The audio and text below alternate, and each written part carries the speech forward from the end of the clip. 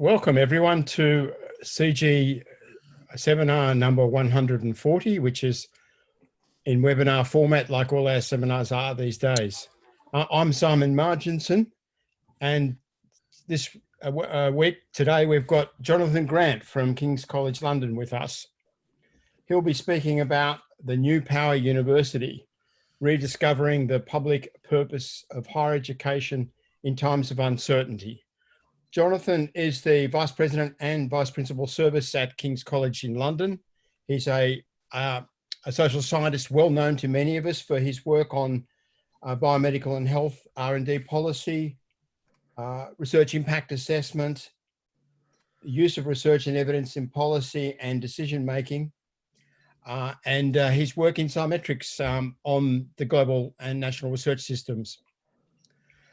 I'll just run through the normal web protocols with you, as we always do. Remember that the webinar is being recorded and will be posted online on the CG website soon after the webinar. Transcript of the chat function conversation will also be posted, and we'll run the chat conversation a little bit longer, perhaps for another 30 minutes or so, if Jonathan wants to continue to answer questions that people raise in the chat. Please keep yourself muted unless you have been asked to speak or ask a question. There's no need to have your video on during the webinar, but please do so when you ask a question. We recommend using the speaker view so you can more clearly see who is talking. You can ask questions during the webinar or at the end of the presentation.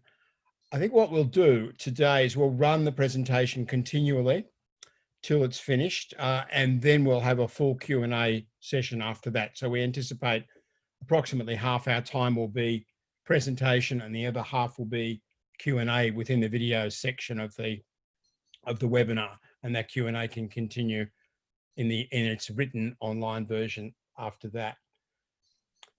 There are two ways you can get my attention to ask a question. One is you can use the raise hand button, which is found in the participants section. This mechanism is less effective than it usually is in a webinar because we've got so many participants. And so I advise you to use the second mechanism, which is you type your question in the chat section. You indicate that you're going to ask a question there. And then that enables me to select you subsequently when we get to the Q&A segment. When you're invited in to ask your question, please unmute yourself, most important, switch on your video and state your name and where you are from.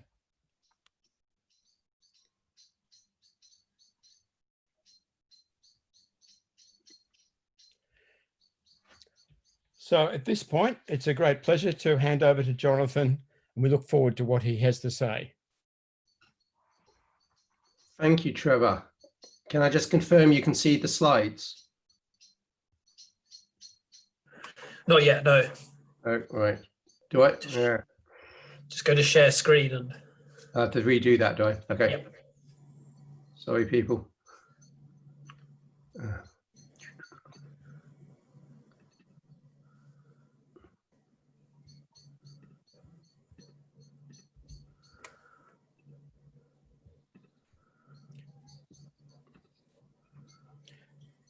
Well done.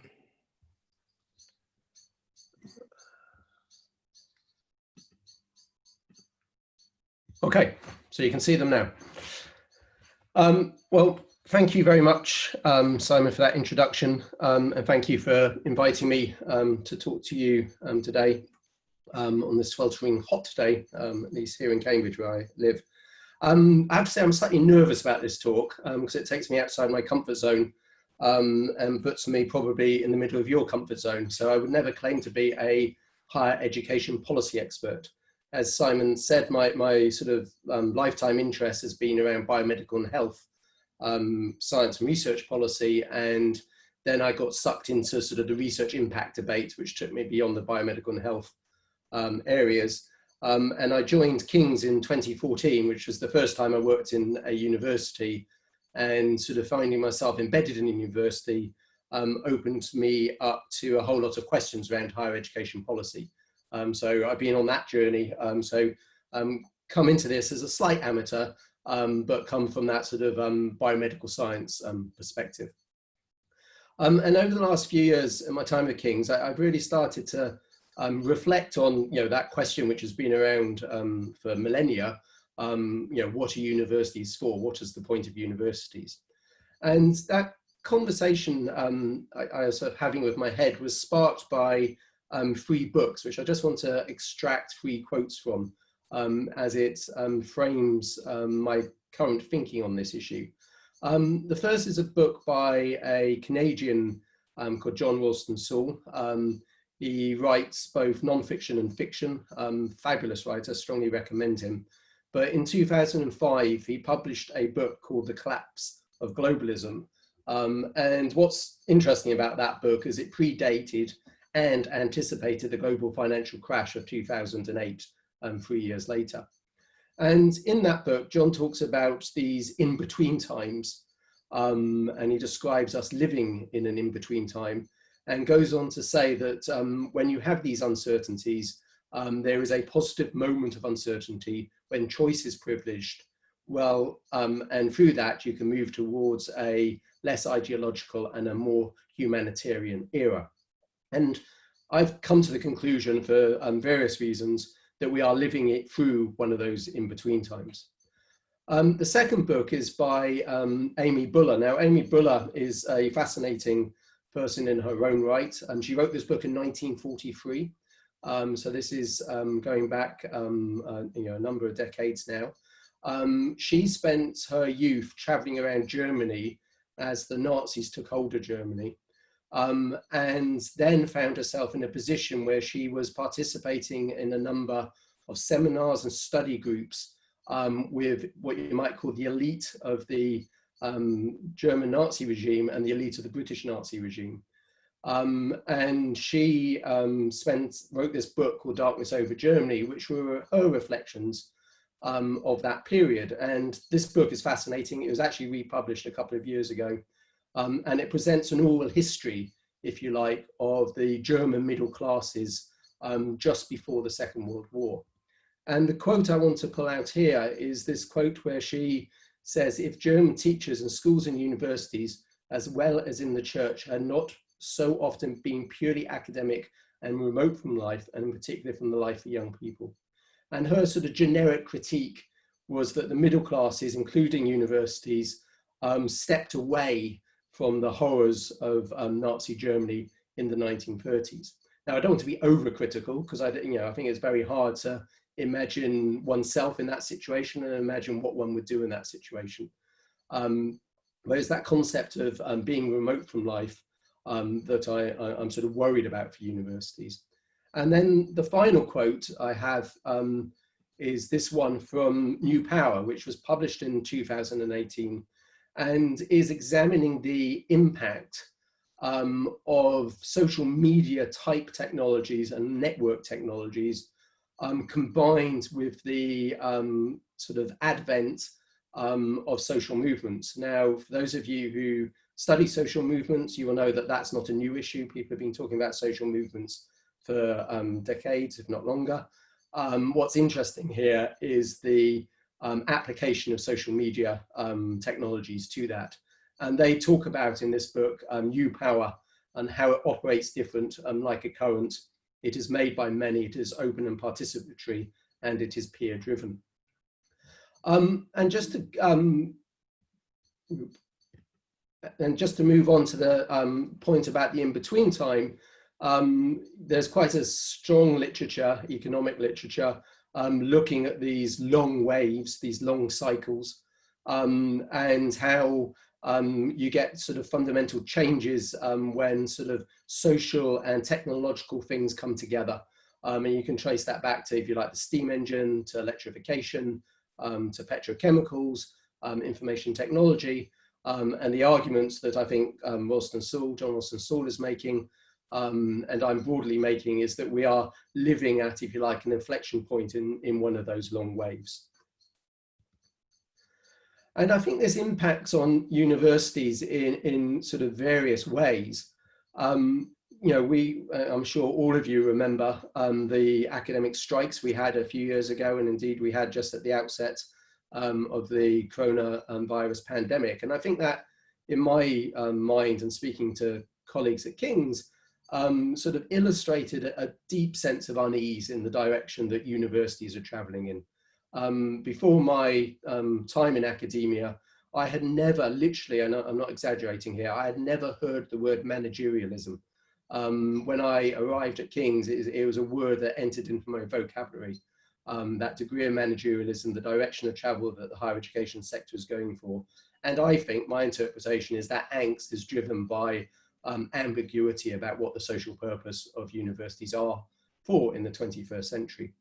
But it's not just an internal angst. If you look at the wider society, it doesn't take much effort, and it probably took me about 30 minutes to scour newspaper headlines which were negative about universities for a whole range of issues.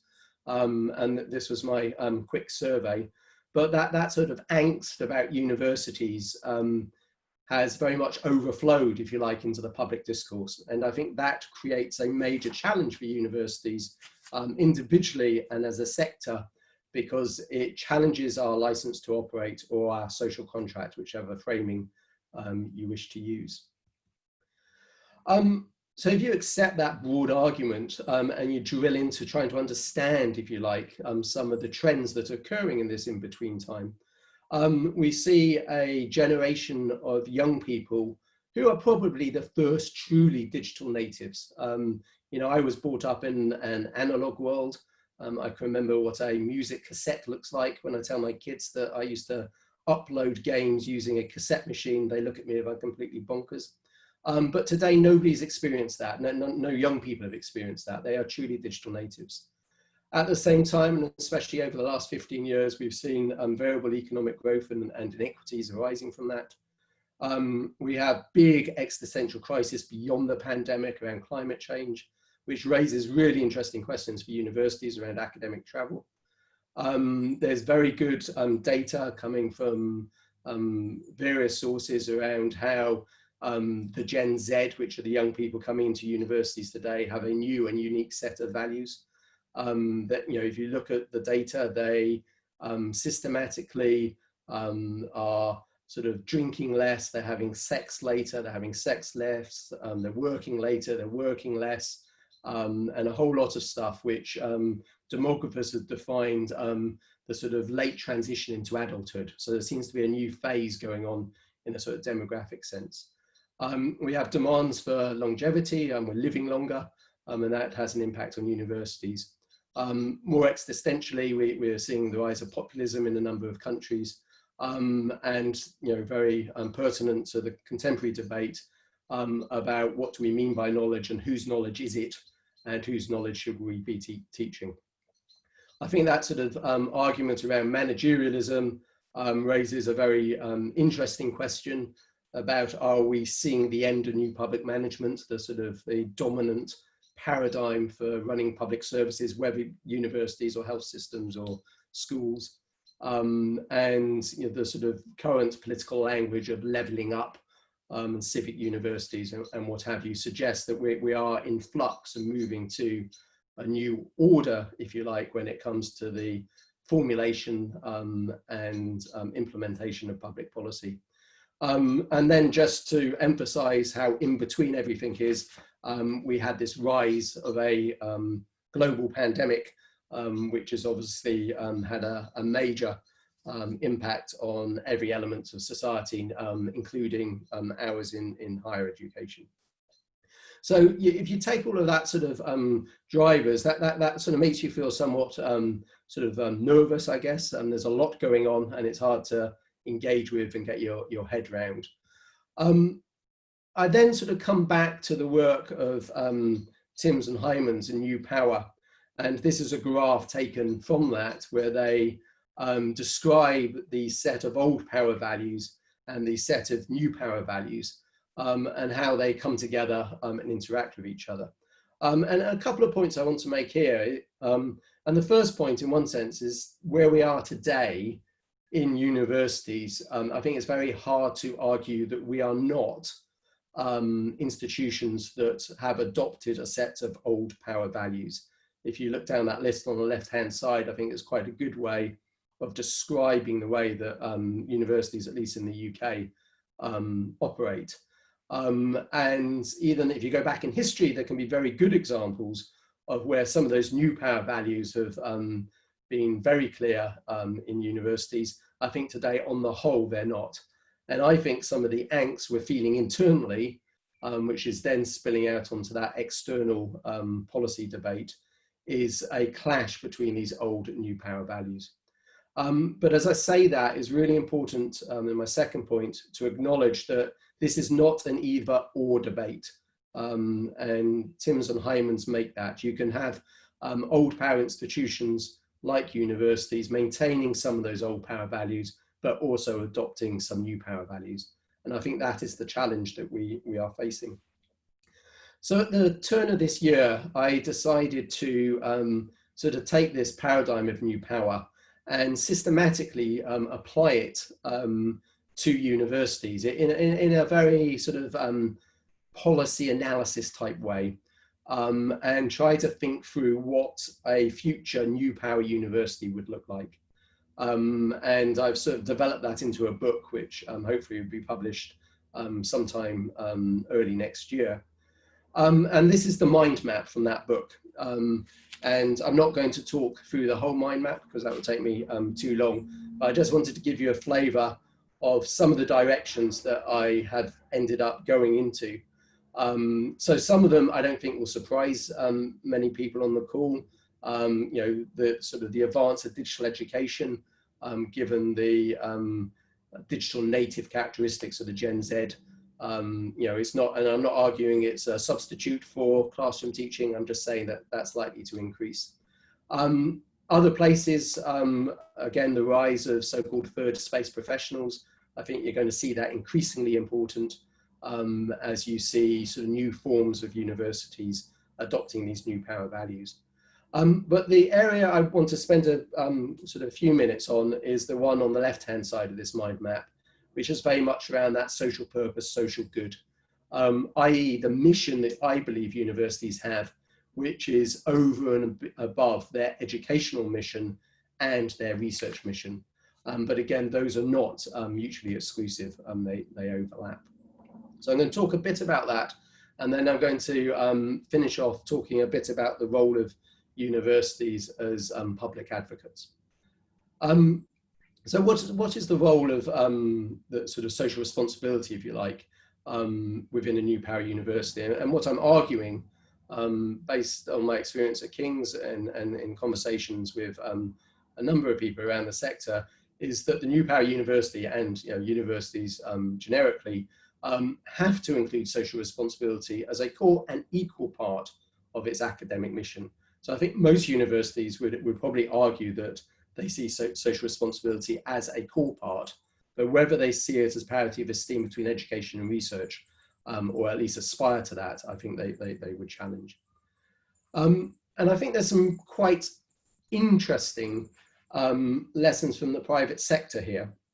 So if you look at the literature in the private sector, there has been this shift in the literature, the academic literature at least, moving from what commentators have called corporate social responsibility to shared value in a paper published in 2011 by Kramer and Porter. And the shift here is one which is, sort of stylistically, corporate social responsibility was a way that large companies could sort of be seen to be doing good by making donations to charities. So it was fundamentally transactional and instrumental. And the Kramer and Porter argument is that actually doing good can be good for your business. And that is the shared value argument. So they have a case study from a mine in Angola in Africa, And the case study goes something like this, is that they were looking to close down, or this company was looking to close down that mine. The mine was, mines are very expensive capital investments. So if you're a mining company, you really do not want to close down a mine. So right at the end of this decision-making process, somebody decided to do a sort of root cause analysis on why this mine was losing money. And the main reason it was losing money was because of a high rate of absenteeism amongst the local workforce. And when they investigated that, they found that that absenteeism was caused by endemic malaria. So what the mining company then did was move its operations, if you like, to invest in anti-malaria programs in the community. That took a number of years, but over that period of time, the endemic malaria disappeared, absenteeism disappeared, and the mine shifted into profitability. And the sort of the moral in that story is that clearly the mining company benefited it because it's still making profit, but also the local community benefited because malaria had been reduced in its population. And this idea of shared value, interestingly, was picked up in a very recent Financial Times editorial, talking about how business leaders need to pursue shareholder value beyond, if you like, that financial shareholder value, to include inclusivity, sustainability, and what have you. Now, when you speak to people who know this literature, that they do caution that there's a degree of greenwashing in the language going on here. So you do need to maintain a semi-cynical approach. But I do think there is some lesson in that, where as a sector, we need to move from the language of public engagement, which I would argue, and I argued in a piece in Wonky with Deborah Bull, my colleague, is very transactional and instrumental in notion, a bit like corporate social responsibility, to one which, broadly speaking, I've called here social responsibility. What we mean by that and how that works, I think, is a interesting question in its own right. But just to give you a very simple example, last year at King's, we introduced a socially responsible procurement policy, where we said that we would preferentially buy from local and social enterprises. And actually, universities are large businesses. We buy a lot of croissants, it turns out, every year to feed people in our cafes or at events and such like. And we used to buy those croissants from a supply chain that nobody could work out where the bakery was. And today we now buy those croissants from a bakery in Borough Market. So we know just through that sort of active decision to buy locally, we are supporting people in our local community. So it's not a radical shift, it's a shift of mindset. The other thing I just wanted to touch on here was some of the sort of slightly perverse incentives we have in the system. So you will be all well aware of REF. And as Simon said in the introduction, I've had a long interest around REF, and especially around the research impact element of REF. And this is an analysis of the research impact case studies. And what we simply did was to run an algorithm through those case studies to see the location of the impact and see where it aligned with the university that submitted that impact case study. And this is a novel league table, which periodically the vice chancellors of the University of Huddersfield and University of Bradford tweet out for obvious reasons. But without being mean to either of those institutions, it is quite unusual to see Huddersfield or Bradford at the top of a league table. But what this is saying is that their research impact is local, as opposed to King's College London, where I work, where our research impact is international. And if you look at the scoring scales for assessing impact case studies, you are incentivized around that international impact. So there's a really interesting policy debate about where we want impact to occur, or at least research impact to occur. And as Simon said in the introduction, I about 3 years ago now, 3.5 years ago, picked up the portfolio at King's to think about what we call service, which effectively is our social responsibility agenda. We call it service because our informal motto is in the service of society. So that's a very sort of King's thing, but it works for us in our language. And when I talk about service, I do just like to point out, which is no doubt the case for all universities, that this is not new. And if you go back to the 1800s, mid-1800s, King's was one of the first universities at that time to provide evening classes at subsidized rates. And that prompted Charles Dickens to write about this in one of his pamphlets, talking about it was not only an opening of college doors, but an opening into higher life for hundreds of men. And it was just men at that time, I should point out. So this idea of social responsibility, I don't think is new, but I do think that we've lost sight of it to a degree over the last 30 years in institutions. Don't really want to talk too much about King's, but just to give you a sense of how we've structured taking on social responsibility, we use the word service, or serve actually, to create 5 programmatic areas, one around social reform, one around educational experience, research impact, which I talked about, volunteering, and environmental sustainability. And we have a whole lot of activities now around those various areas. And as I mentioned earlier, Deborah Bull, who's our Vice President for London, and myself wrote a piece in Wonky last year, where we sort of picked up on these sort of shifts in purpose and shifts in culture, and made the point that actually it's not an easy task for institutions to move, if you like, from this old power, rule-based managerialism to something that is more values-driven and aligned to new power. So a couple of the projects I've been involved in at King's was crediting us as a living wage institution and insourcing our cleaners and security staff. And we've done both of those things, but it would be wrong to say that that was an easy process, and it would be wrong to say that everybody got behind those decisions at the outset. It was a clash, if you like, between a set of old power values and a set of new power values. But the argument we made at the time is that we cannot say that we are a socially responsible institution if we're not looking after our lowest paid staff. And as I've commented on a couple of times recently, imagine the situation if we had still outsourced our cleaners and security staff in the context of COVID.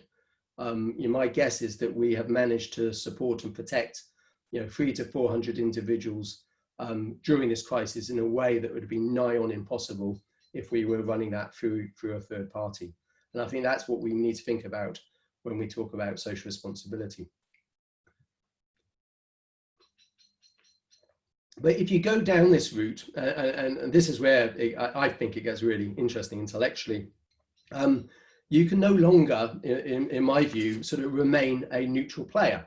And I think this gets to the heart of some very interesting issues and old power arguments about whether universities should take positions on political and social issues.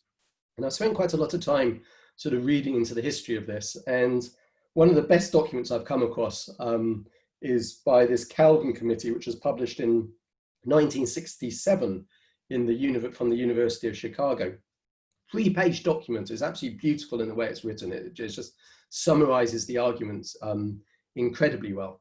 And not surprisingly, for those of you who know University of Chicago, it takes a very dispassionate view and basically argues that a university cannot take collective action on the issues of the day. So those ideas of paying the London living wage, insourcing our cleaners and security staff, in their articulation would have been seen as taking collective action and could, in their language in 1967, endanger the very existence of a university. It's also worth just noting that this report came out or was commissioned as a result of a debate about divesting their endowment from apartheid South Africa and allowed them to continue to invest in apartheid South Africa at the time. But even in this report, a case is made for exceptionalism. And this is where I think we get ourselves in a twist, because effectively they're saying we will not take issue. We will not take a position on social or political issues of the day unless it matters to us, i.e. it's going to be a planning issue because we want to build a new building, or it's about university fees, or it's about higher education policy. And I think on the whole, people find that very hard to understand. Because we're, as a sector, we're saying that we are neutral, we don't get involved in issues, but we will when it protects our position. And that led me to develop this 2x2 matrix, which you guys are the first folk to see it, so you may critique it, and I'll be interested in your critique, where you sort of had two axes, and one is the axis on the horizontal, which is around your university self-interest versus societal self-interest or societal interest. And then on the vertical axis, you have issues that are contested and issues that are uncontested. So very quickly, in the sort of top left-hand corner, I've labeled it protectionist, because this is where universities are protecting their position. So the obvious thing here is debates around student fees and loan financing and what have you. Universities clearly want to maximize their revenue. And yeah, there's been quite a recent ongoing debate in Australia about changes in fee structures over the last few weeks. And you can see universities reacting to that in an understandably, I'm not critiquing this, in an understandably protectionist way. Then there are a bunch of issues that are largely uncontested, but are still in the self-interest of the university. So I put widening participation in here. I put freedom of expression because on the whole, I think most people agree they don't contest freedom of expression, but we could debate that. But again, those issues are uncontested, but in the university self-interest. So in one sense, those are interesting in their own right. But I think it gets more interesting when you move to the bottom right-hand area, where a number of universities now take on positions around sustainability. That is clearly more beneficial to society than it is to themselves. But because it's uncontested, nobody argues about that.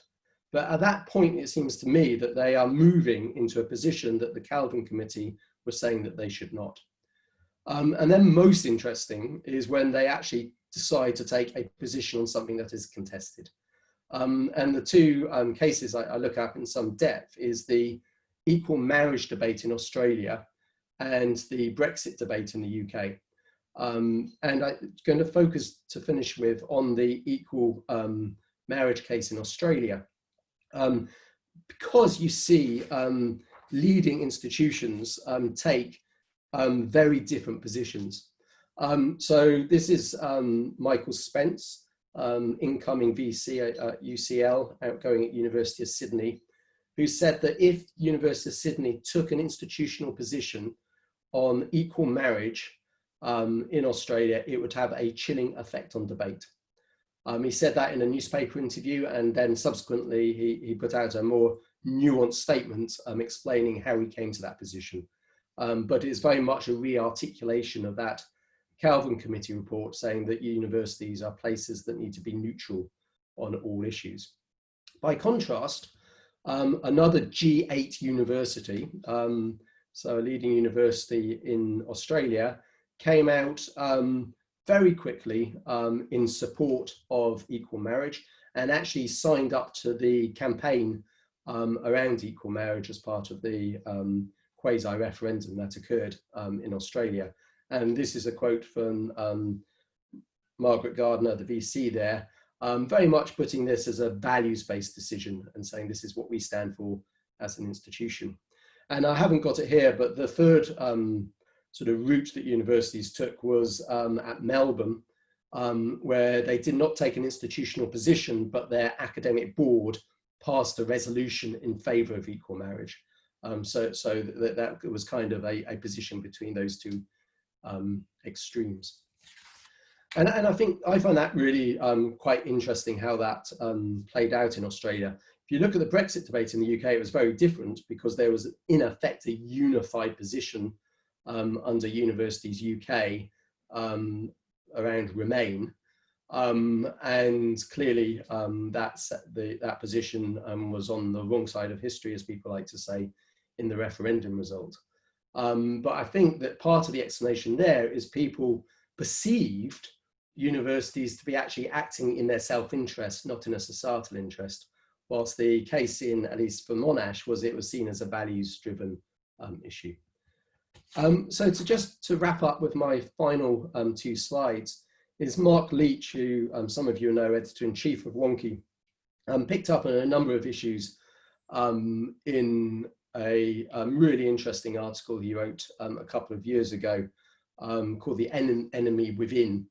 And his argument was that universities have lost public support. Their license to operate has diminished because they cannot tell this story, and that they have failed, if you like, to, in my language, embrace these new power values, these values of emotion, these values of power, and these values of telling the story, telling the public narrative in his language. And that's where I kind of end up on this debate around whether universities should be taking a position on political and social issues. I think it's very hard, if you buy into my argument, which you may not, that universities need to be socially responsible institutions. If they are socially responsible institutions, I think they've got to be comfortable with taking a position on social issues. Now, what that position is, I think, is very much up to the university, but I don't think the Calvin Committee from the University of Chicago's position is tenable as we think about the role of the new power university in the 21st century. So my final slide to wrap up, just some sort of final bullet points. So I do think, so that might sound quite negative, but I do think we need to be confident that we are making a contribution. And sometimes I feel that we are apologetic, and I don't think that's helpful in a sort of political sense. I think we've got to be careful to blame others for the anti-intellectualism, post-truth, alternative facts. And I see a lot of that, and that worries me. I think we need to understand why that's occurring. We do need to diversify educational offerings, that is occurring. When it comes to research benefit, I think looking at that local benefit seems to me increasingly important. We need to act as socially responsible institutions through the way we operate, as well as saying we do that through our education and research activities. And as a consequence, we need to get more comfortable and more effective in taking positions on social issues. And if you accept all of that, then I would argue that you're going to start to see a new form of social contract, a new form of a license to operate, which captures and is built, if you like, around these new power values. Well, on that note, Simon, I will finish. Thank you very much, Jonathan. That was very rich for 150 plus people who have tuned into the webinar. I've got a number of questions on the call list, and I'm going to take them in order. John Homewood, Paul Ashwin, David Law, Valerie Amato, and Alicia Betts. I prioritise the questions around new power and social responsibility rather than the questions around impact, research impact, which have been more discussed already, but with those questions will be there as well if we get time for them. But could I open the Q&A by asking one question myself? Your conceptual framework, New Power, I think is really riveting. We should really think this through. And, the values that come through, the practices that come through, openness, transparency, directness, responsiveness, are the sorts of social relational values which are called up by these compelling technologies which we're experiencing at this moment. There's also short-termism, which is part of responsiveness. And I think in some ways, clearly, universities are quite adaptive to this framework. I mean, the webinar format is a good example of how we're able to, to make good use of a new power sensibility in developing what we do. But a lot of things about universities are long-term and accumulative.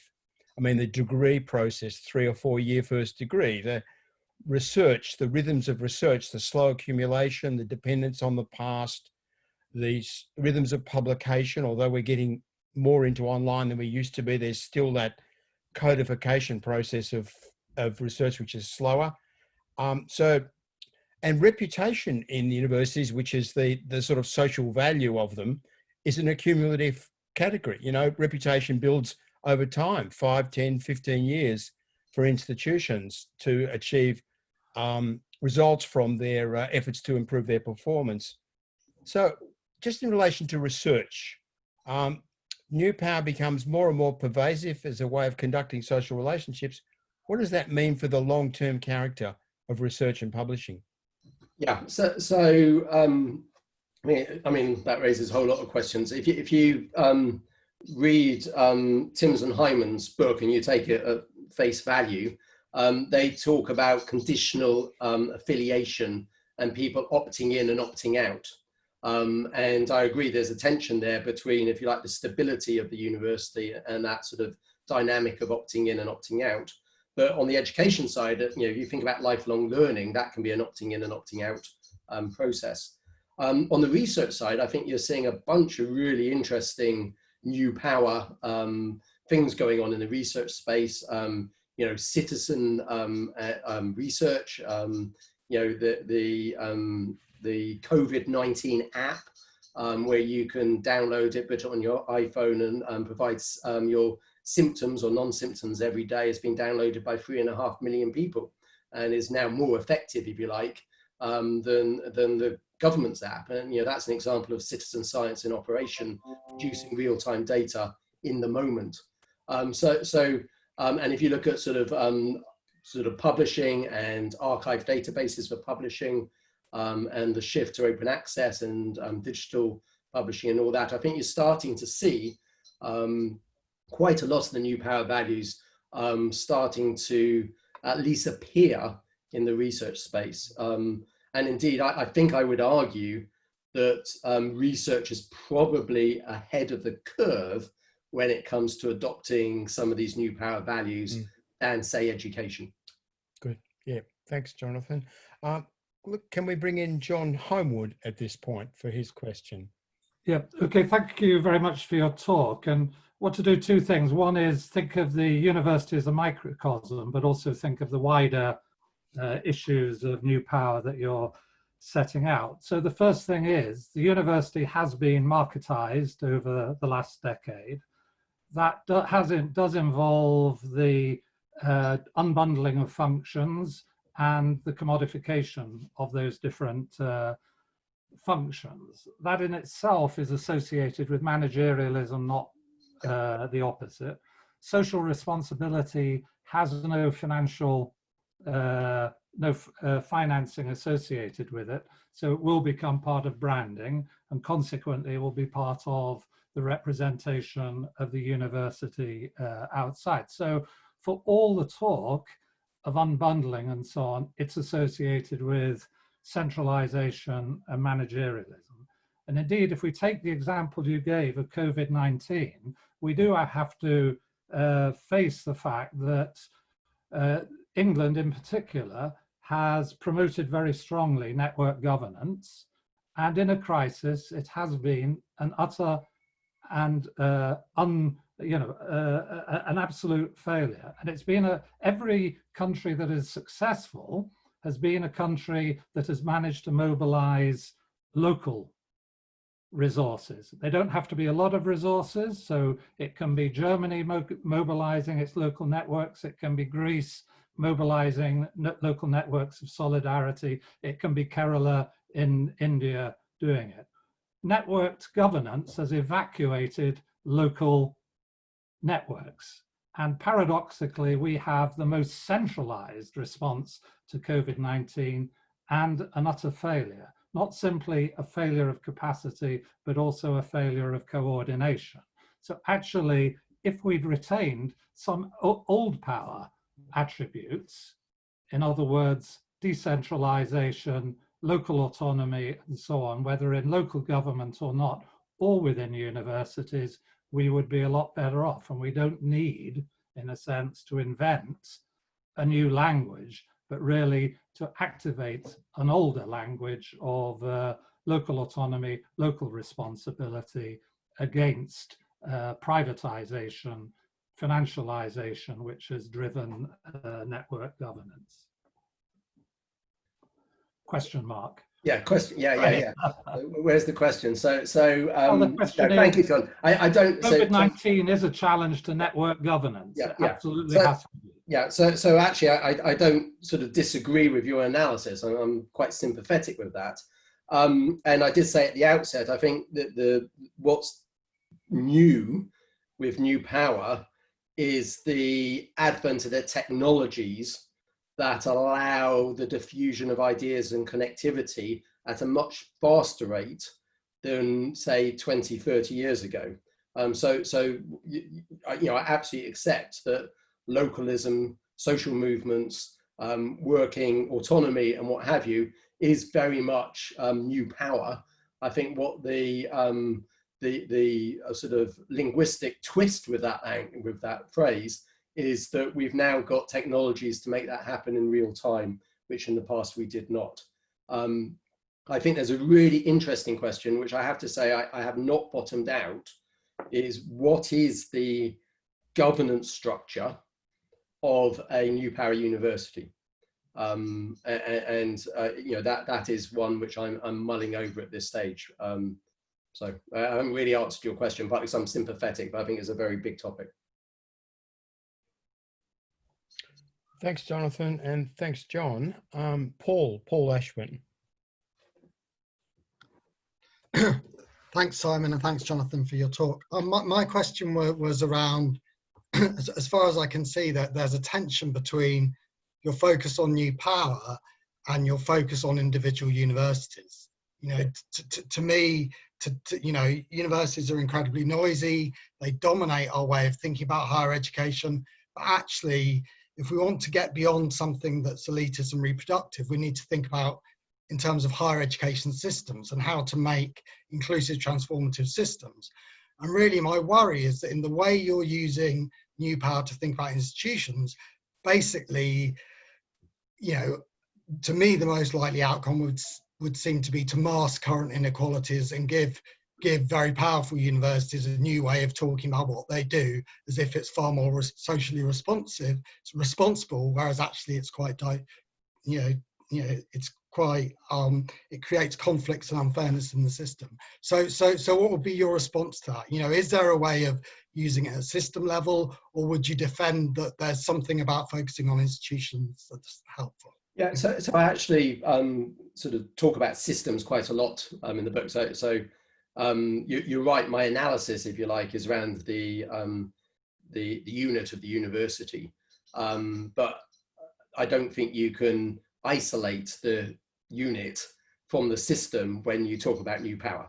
And one of the examples I unpick a bit is around academic health science systems, which I know something about and have been around for, say, 50 years, and have been incredibly effective in improving health outcomes for local communities where there's an associated university, and more so in the current crisis. But why do we stop just at an academic health science system? What would an academic education system look like? What would, say King's actually took on sort of some moral stewardship for educational outcomes in the whole of South London?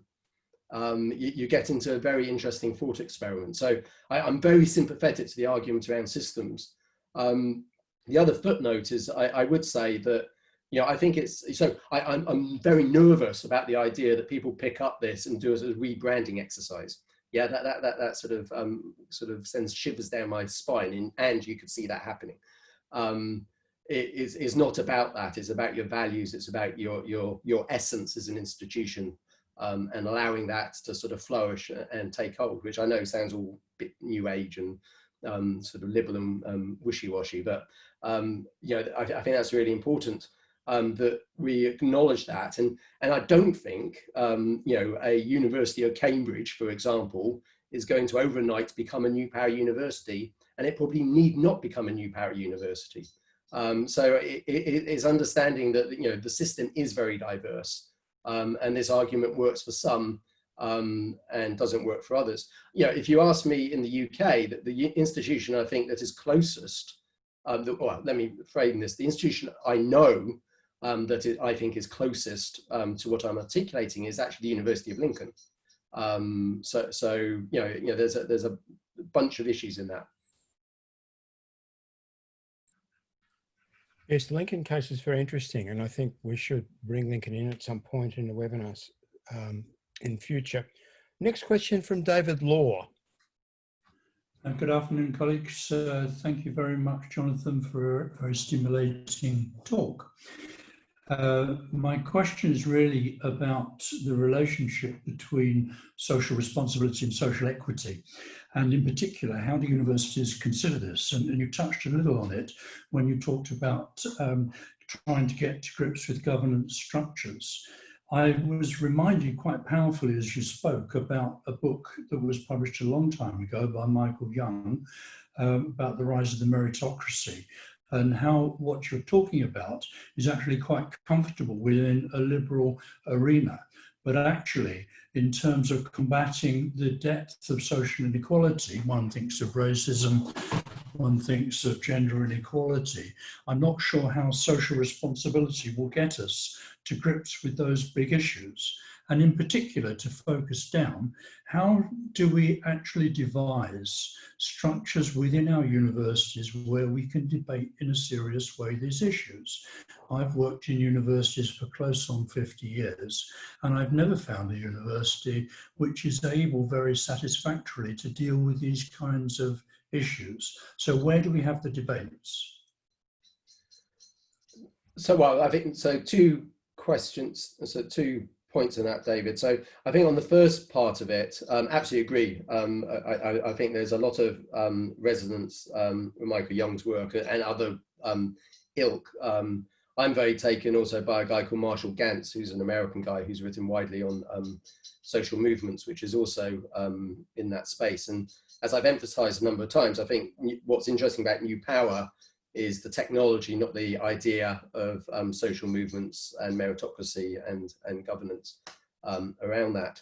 And I do think, and maybe this is naive optimism, but you know, I think, you know, something like the Me Too movement, something like Black Lives Matters, would not be getting or not have gotten the profile they did if it was not through the current connectivity of social media and other forms of sharing ideas. You know, that horrendous video of George Floyd being murdered, you know, we only knew about it because somebody had a mobile phone which they could record it.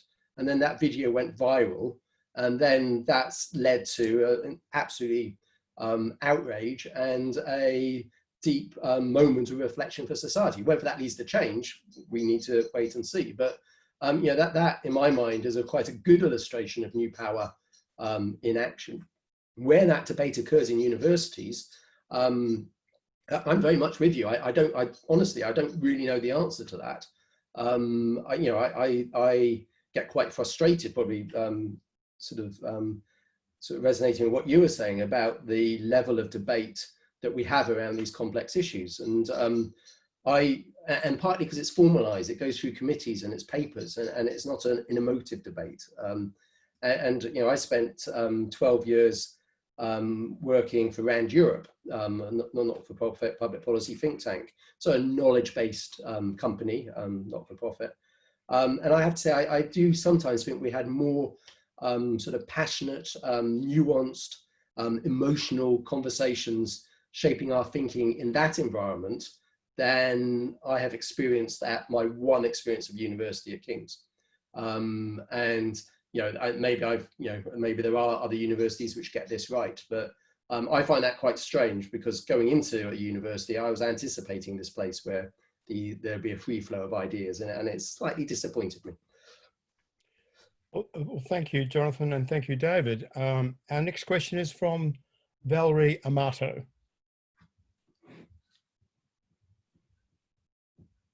Valerie. Good afternoon, everyone. I was on mute.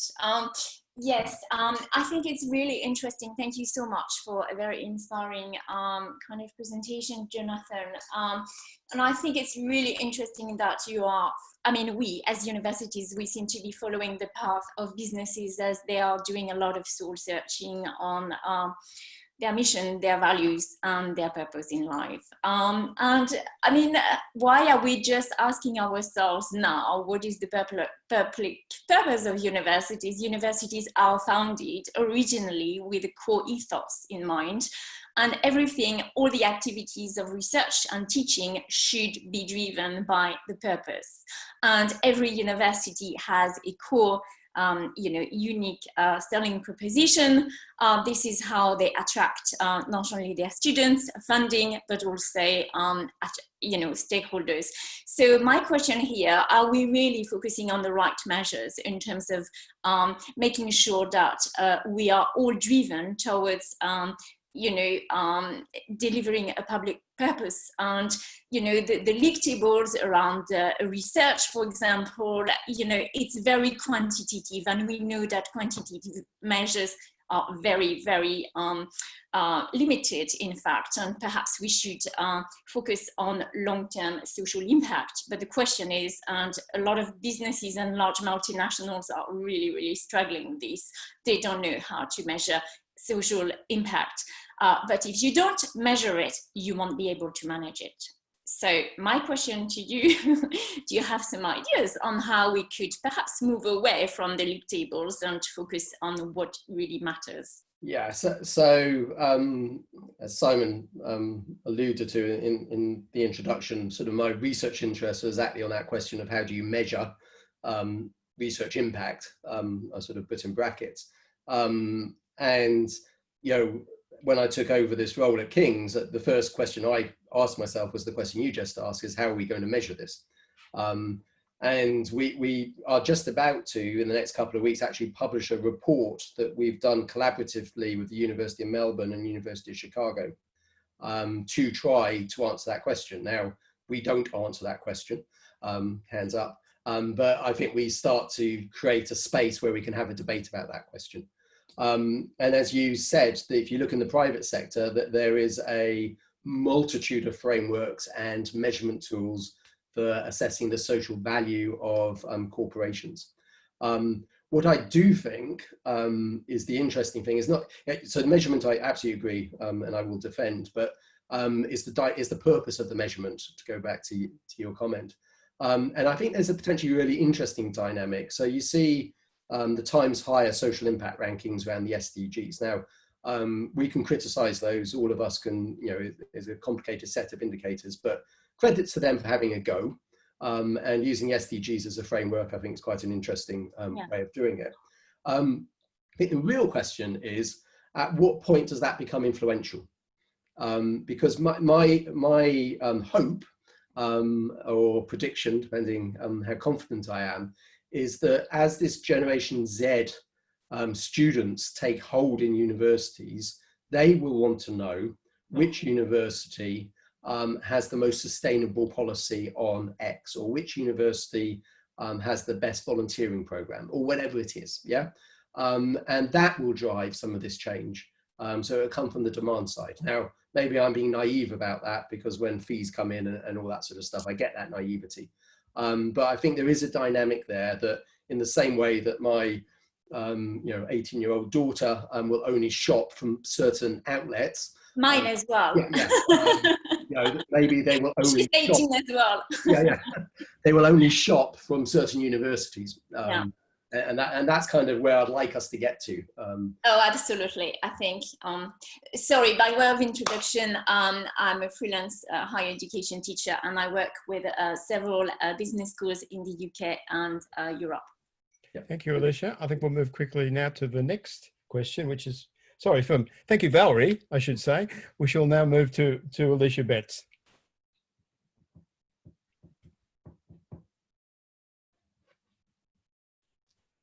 Hello, Alicia. Alicia might have left us. I wonder if we could, at this point, bring in Sue Betts. Hello, Sue. Hi. I'm just trying to get my video up. Yeah. Okay. Good. Hi. Thanks, Sue. Thanks very much, Jonathan. That was a really inspiring talk.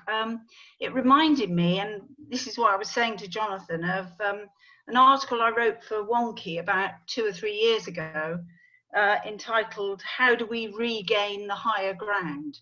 Yep. And I guess my question is, and I'm still flummoxed by it slightly, how do we get to this place? Because this doesn't feel comfortable for universities. And in my article, rather than what you've just talked about, which was waiting for students to bring about change, my argument was that a group of vice chancellors in this country is a very formidable, powerful group of people.